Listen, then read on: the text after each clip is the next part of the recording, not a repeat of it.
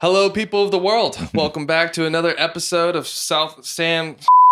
It's been a little while.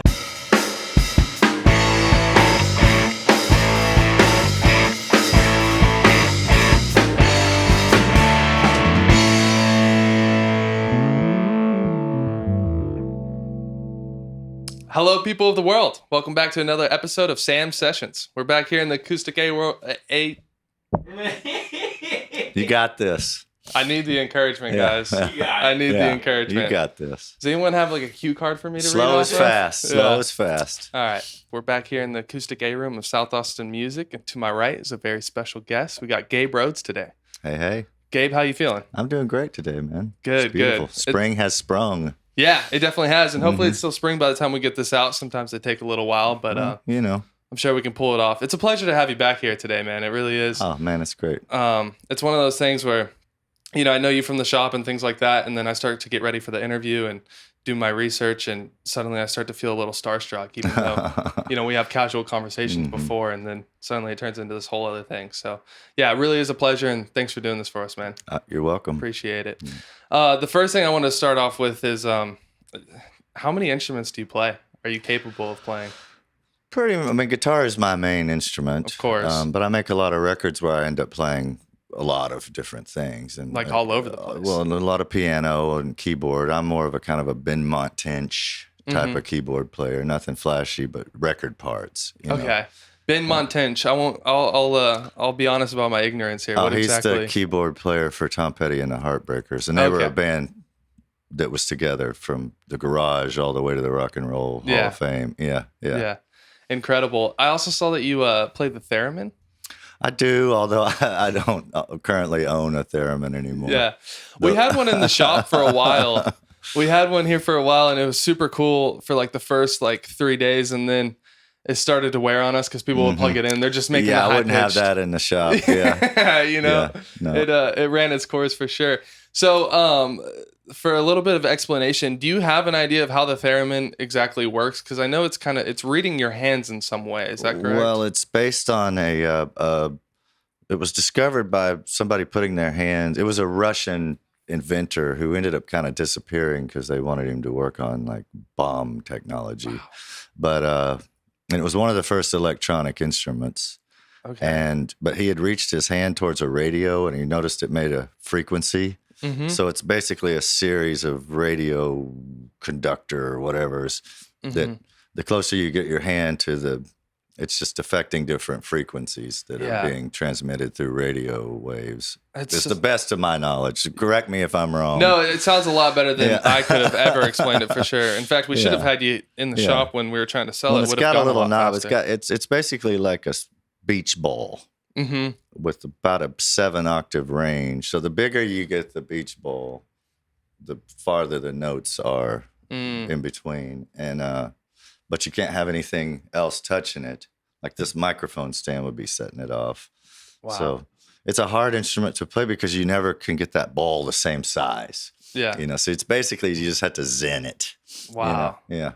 That's Did you use the theremin on a specific record or anything like that? I've used it. I'd done a track for Beth Nilsson Chapman that was on a compilation record, and I'm forgetting that it's the songs of Stephen Foster, and it had won a Grammy. But I used only instruments that would have been around in the period. Mm-hmm. So I used the glass harmonica. Wow. Which is basically just wine glasses that you rub.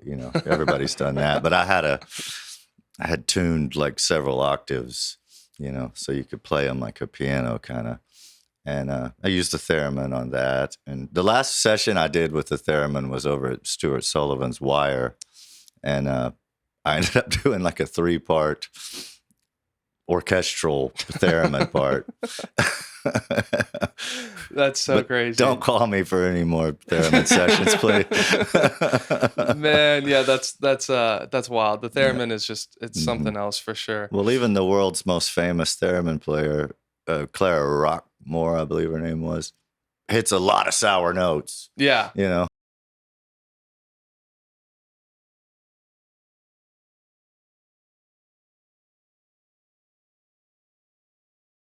interesting for sure. Really quickly, I mean, there's a lot of stuff I kind of want to get into the weeds about, but just covering like the early childhood side of things. What got you into playing music and playing and performing? Well, I grew up.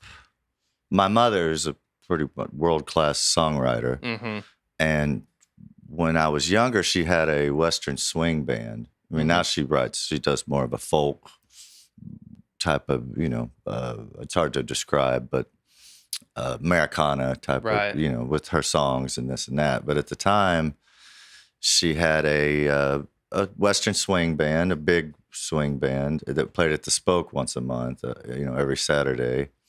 And so there was always just great musicians at the house, like Johnny Gimbel, legendary fiddle player, and Willie would come and sit in because he wanted to just pick. He'd just put his hat down and sit in the back and play guitar. Yeah. Jimmy Day, who was one of the inventors of the steel guitar, was in the band with the pedals. Him and Buddy Emmons invented that. And so there was just always great musicians in the house. And I had heard Santos and Johnny's Sleepwalk one day, and I just thought, I gotta learn that song.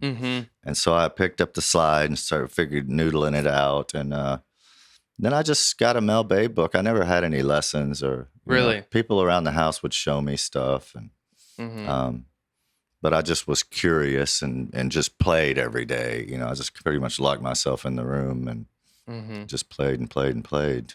Then I started joining her band and just being the rhythm tic-tac player, when I was about 16.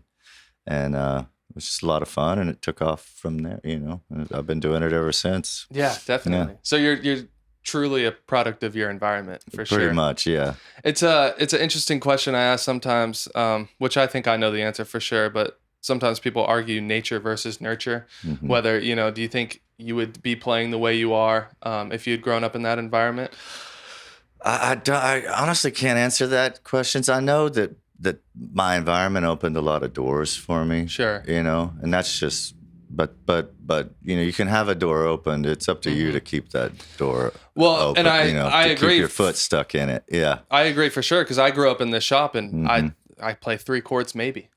So it's one of those things where, when I ask that, it's in my mind, I think certainly you would be, just because, in the same way I've had plenty of opportunities or would have had plenty of opportunities, but just not that I can't keep rhythm to save my life at all. And my parents, the same as I am with my kids, they never discouraged me from playing music, but they also never, they probably would have wanted me to do something else maybe. But then once I was kind of proving myself that I could make a living doing it, they were okay with it. Yeah. And they never discouraged me.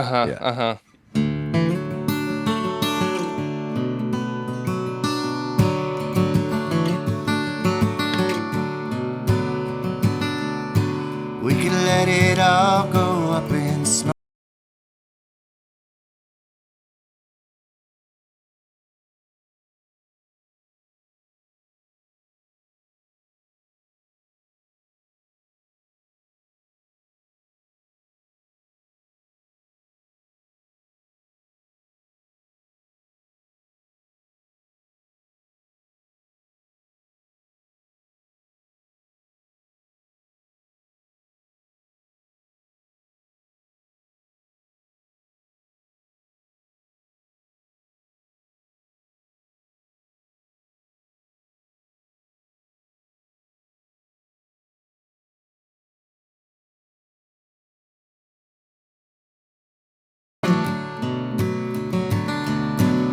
The sky is blue and the grass is green.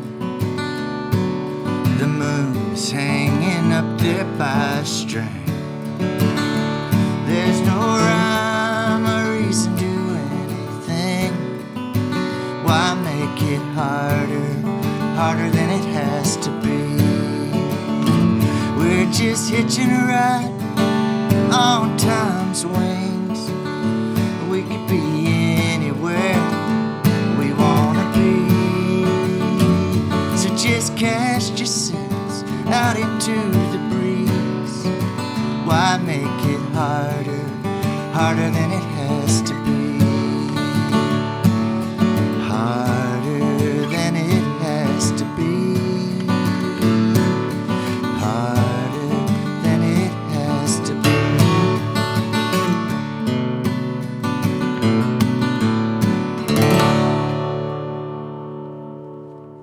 Looking at your resume and your discography, it's almost like just overwhelming.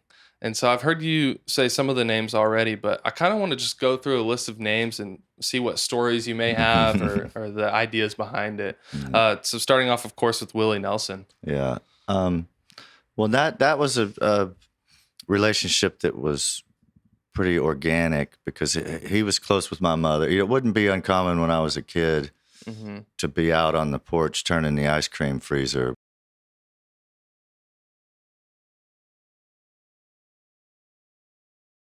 And then I started working when I was 13 at the Pedernales studio as the assistant engineer and the gopher and the coffee maker. And, we did a lot of neat sessions in there. It was a great studio and a great environment to be in.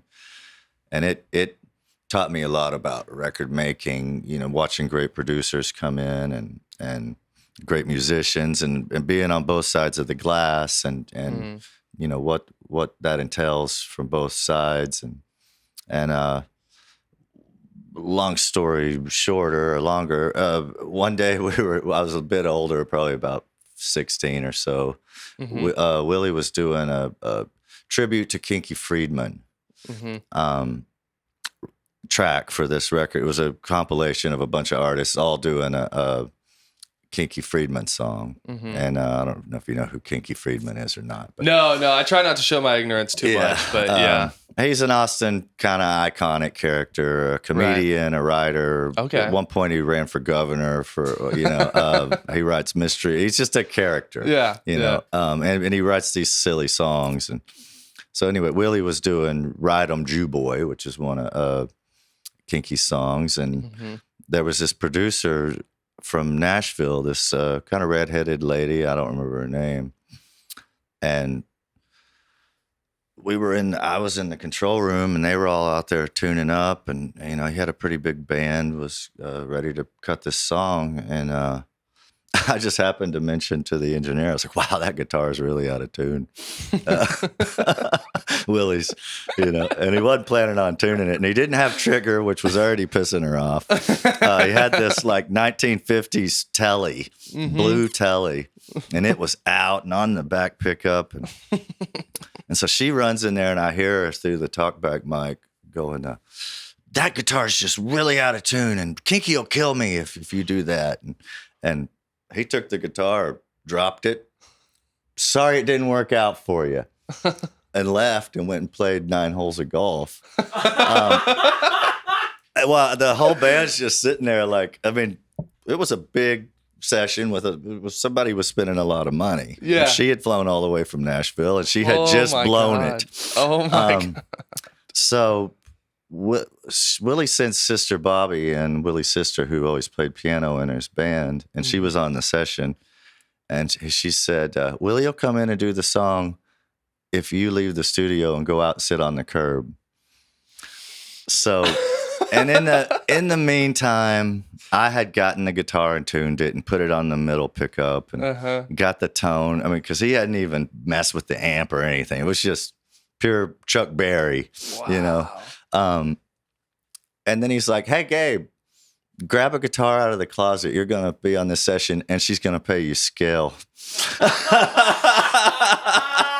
Oh, my God. That was my first Willie Nelson session.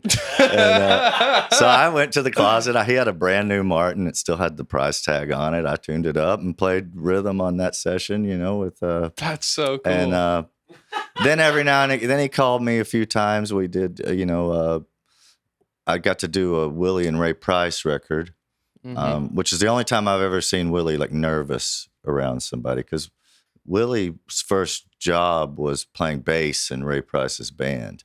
Oh, wow. And Ray was a huge star long before Willie was, and it was kind of his hero. And, he's kind of nervous and fidgety around him. And so we did that record. We did that Rainbow Connection record. We did Spirit, which was a cool record. Yeah. We did several records. He did a duet record with my mom called Picture in a Frame. And so you said you've only ever seen him nervous. It was kind of the only time you saw him nervous. Was yeah, around just Ray? and kind of starstruck. You Yeah. know? And How because interesting pretty is much that? other than that, he's like the ringmaster of the Right. Right. That's got to be interesting to see him in that circus. light. Yeah. Yeah, it's hard for me to even imagine. Mm-hmm. That's incredible. That's a great way to get your first session with Willie Nelson. Yeah, it's pretty funny. Yeah. That's and they pretty did. great. They paid me for engineering and for session full scale guitar. Yeah. So he actually did me a great favor. Yeah. And also stuck it to her one more time. Yeah. Oh, that's great. So I know you've done some work with your mom, Kimmy Rhodes, too. Yeah. What's it like? I mean, working with family in general, it can be all over the place, especially, your mom, if I had to work with my mom doing anything, it'd be a shit show for sure. How do you guys kind of work through that? Well, we've been at it for a really long time. And, when we're on the road or making a record or something like that, she doesn't act like my mom. Okay, cool. Yeah, I see. She's funny. She's she's an old road dog from way back anyway. Yeah.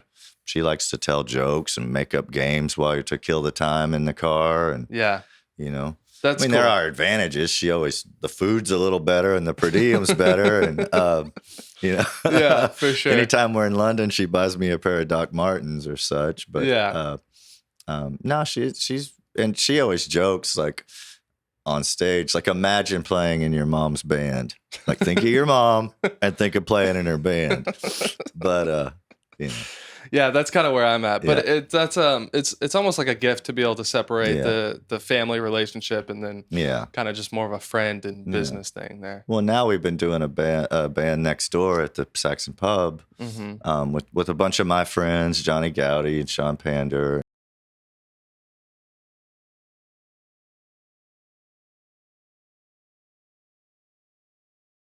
Me.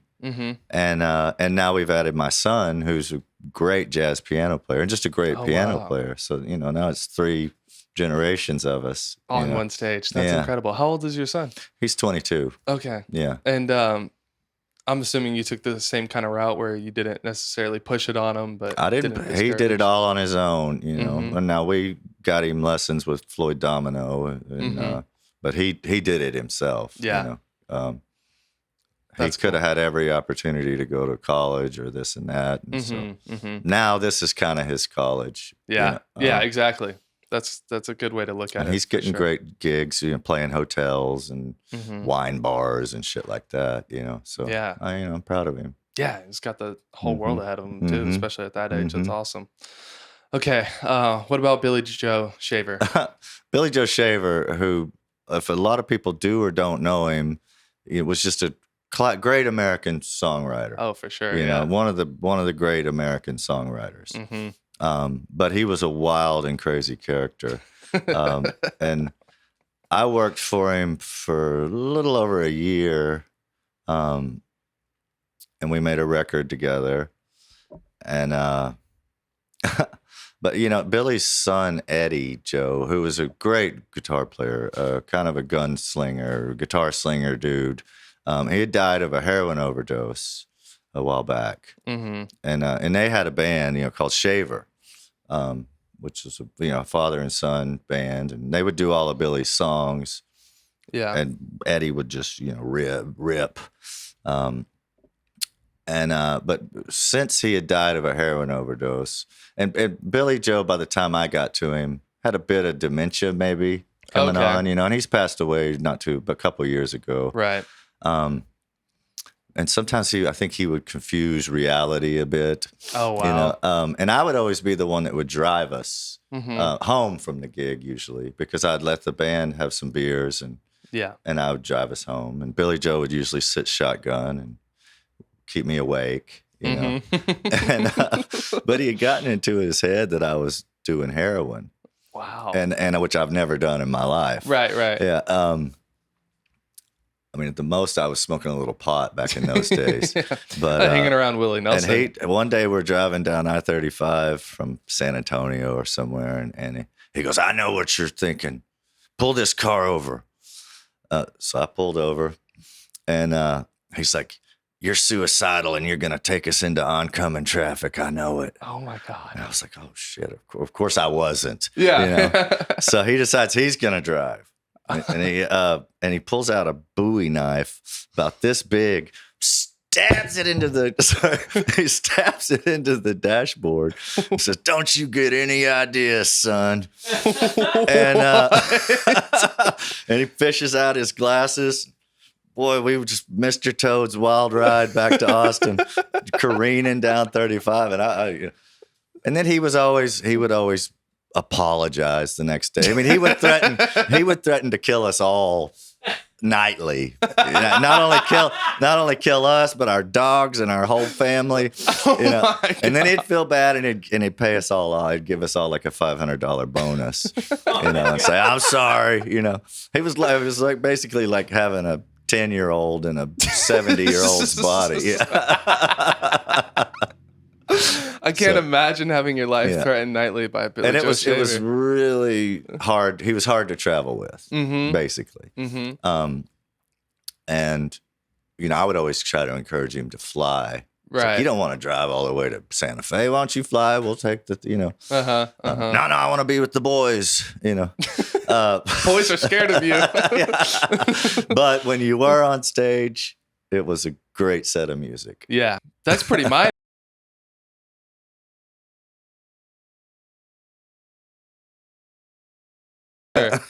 I gotta wonder, do you find yourself just seeing the entertainment behind that, or like, are you able to kind of separate yourself from the situation? I've got right? some great stories out of it. I'm able to separate myself from the situation. At the time, I was horrified. Okay, and he carried a gun in his boot. Yeah, he had just shot somebody. And he'd gotten off self-defense there in Waco.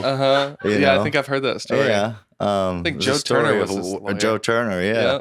And, it was the case of where do you want it thing, which is a myth, but whatever. Yeah. Don't let the truth get in the way of a good story. Yeah. That's crazy. Yeah. Just can't imagine watching him stab the Bowie knife. Oh, just right to the dash. Yeah. That's. How old were you at this time? Oh, let's see. My son would have been about 3, and he's 22 now. So do the math, Yeah. Yeah. So it was a while back. Yeah. It is one of those things. You have those like scary stories, or at the time they suck, and then as soon as some time goes by, you get to look back on it. Yeah, no, it's interesting. Enjoy it for sure. That's a song I wrote with my buddy Sean Camp.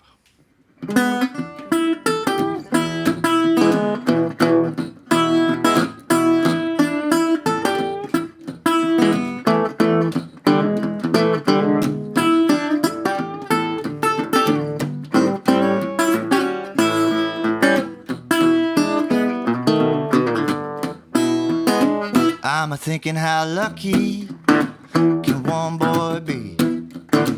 Here she come a-walking right up to me. Long brown hair, a sweet southern drawl. I believe I'll carry her on back to Arkansas. She might not be mine, but she's so fine. She's the prettiest little old gal I ever saw. And when she's in my arms, she's right where she belongs. 'Cause possession's 9/10 of the law.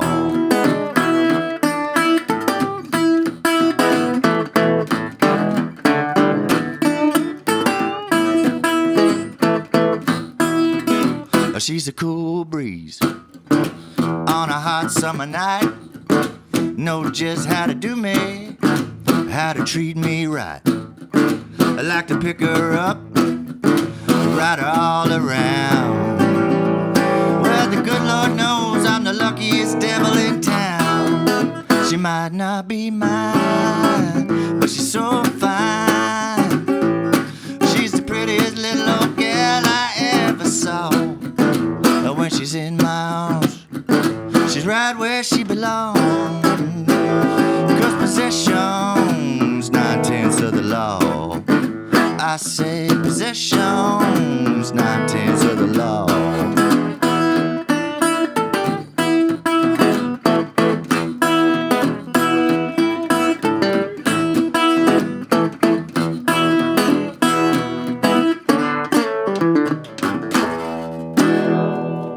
Okay, the next name, we have a couple more here. What about Waylon Jennings?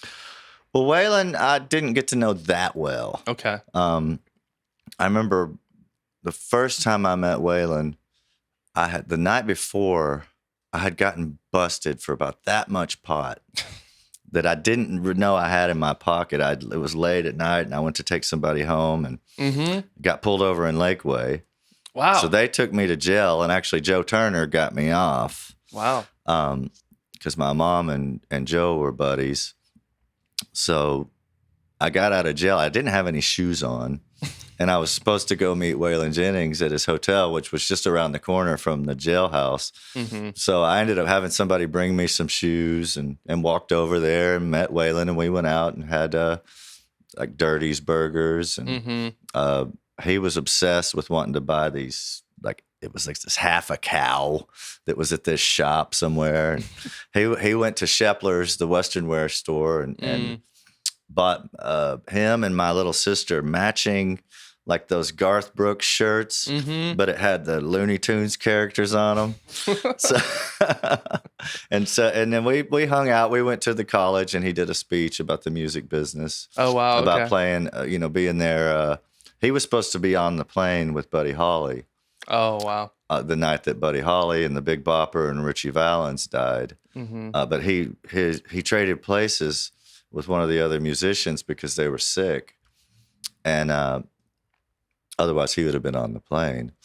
Yeah. And so in his story at the college, he's like, because it was about being in the music business. And he said, so they got to the show, and then they got the news that the plane had gone down.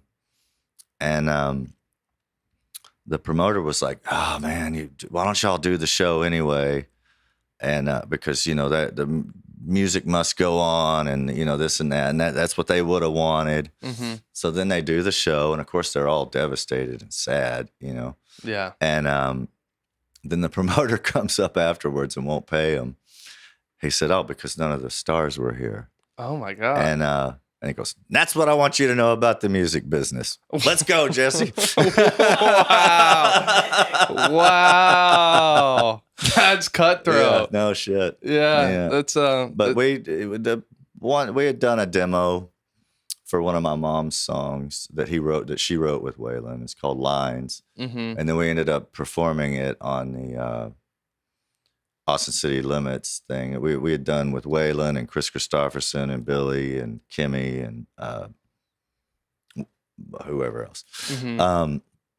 So we did that on that show, and he put it on his record. So that's cool. You just kind of got to spend that day with him. Yeah. Right after being in jail too. Yeah. I grew up in the Lakeway area, and a lot of similar shit, Yeah. They you want to keep both headlights working out there. Yeah. Actually, word to the wise. I'll go as far as to say is both license plate lights working, because apparently there's everything. two. Yeah, and if there's one out, they'll find it. This last one here, or one of the last ones, Jimmy LaFave, who I've been excited to hear about a little bit, just because I know him pretty well from back in the day, and we're just coming into the shop all the time. I don't think there was hardly ever a time I came, because I've been coming into this room lusting after guitars for most of my life. Right. And I would always see Jimmy down here. Yeah.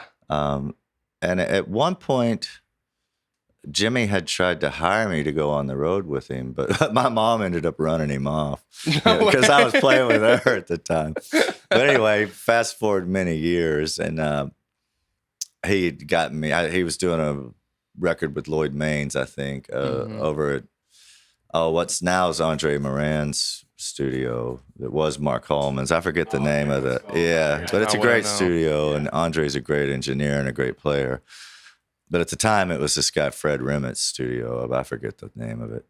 But anyway, he had me come in. I played, I think it was a Blue Nightfall album or something. Yeah, so I did some guitar work on that. And then I had done a record of all 1800 songs.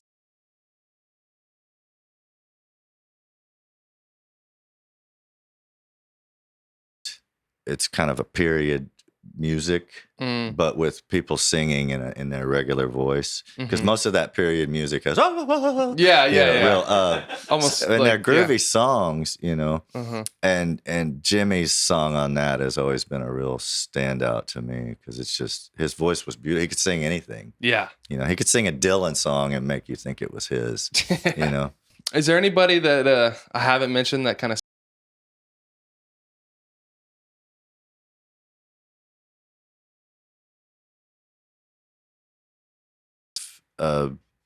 rest in peace, was producing it, and he got me to play all the guitar on that record. And Lucas, Ray's son, was pretty young at the time, but we let him play a few things, you know, helped him get his tone going.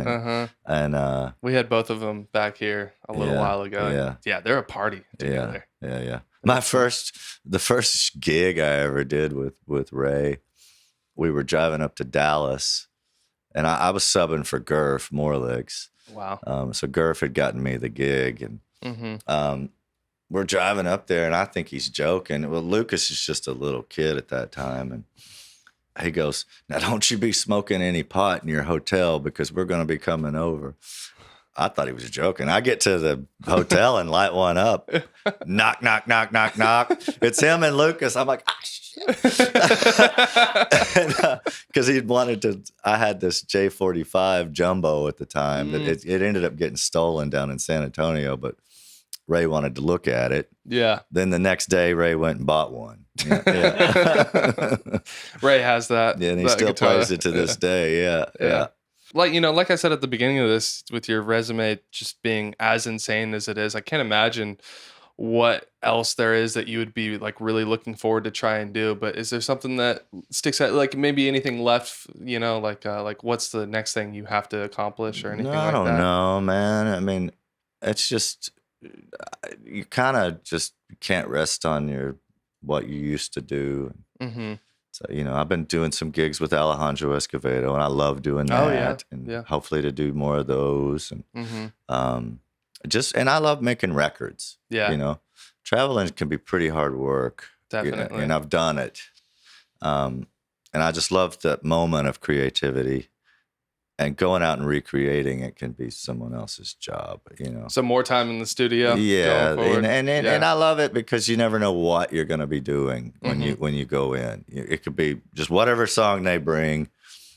Could be ridiculously silly. It could be serious and sad. You know, you could be working on a McDonald's commercial or whatever in the hell you're doing that day. You just don't know, and I love that element of surprise and something creativity, and the process.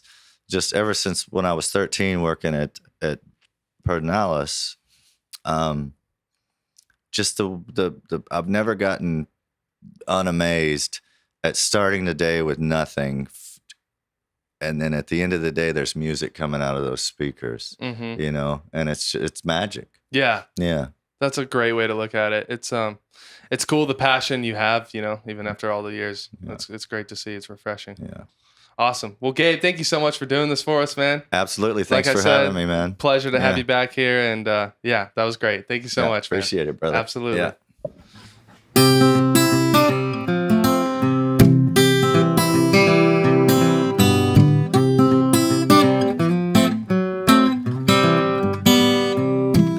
Hand-me-down jeans tied up with a rope, playing with the neighbor kids, middle of the road. Skinned both my knees and bloodied up my nose and drinking my water from the hose. Get out of the house, come back at sundown, pack of dirty-faced hooligans pedaling around, smoking cigarettes that we found on the ground and drinking our water from the hose. Now mamas don't let the babies play out in the dirt 'cause they read the registry of the local perverts. Phones always ring about an Amber Alert. No one's drinking water from the hose.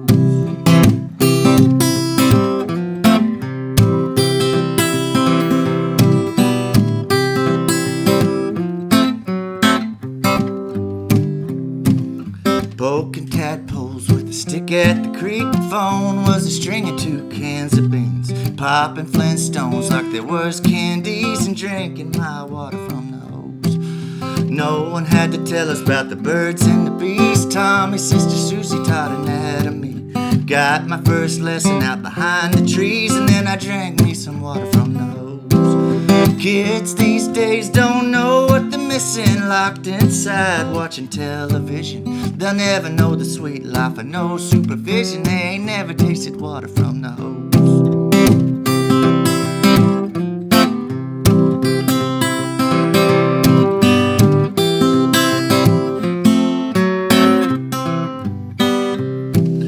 Kids these days don't